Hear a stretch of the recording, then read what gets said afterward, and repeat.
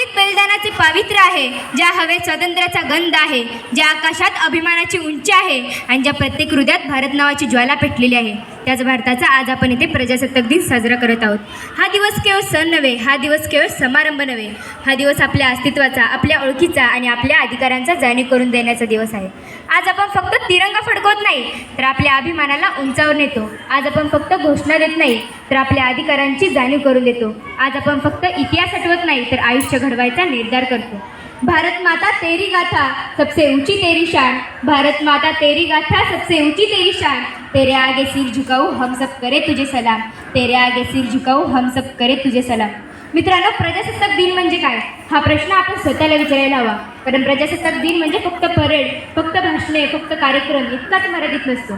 प्रजासत्ताक दिन म्हणजे तो दिवस ज्या दिवशी भारताने स्वतःला ओळखलं, स्वतःला घडवलं आणि स्वतःला एक नवीन मजबूत ओळख दिली. मित्रांनो, भारत हा जगातील सर्वात मोठा लोकशाही प्रधान देश आहे.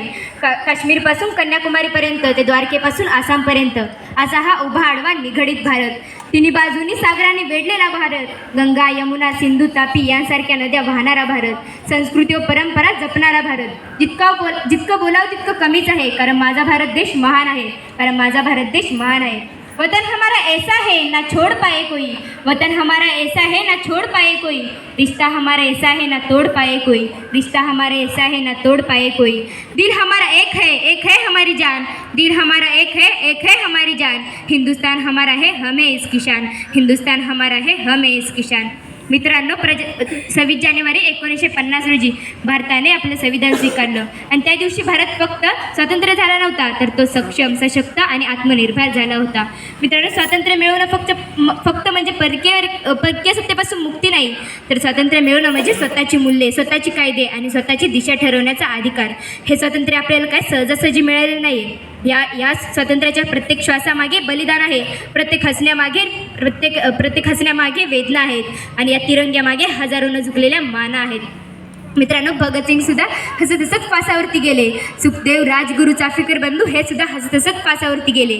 खरं तर मृत्यू समोर दिसत होता, त्यांना माहीत होतं की आपल्याला फासावरती जायचं आहे, पण ते डोळ्यातून एकही अश्रू न काढता हसत हसत आपल्याला सांगून गेले की सांस थमती गई न बज रुक, की सांस थमती गई न बज रुकती गई, मर फिर भी बढ़ते कदम को ना रुकने दिया, मरते मरते रहा बाकफन साथियों, अब तुम्हारे हवाले वतन साथियों, अब तुम्हारे हवाले वतन साथियों.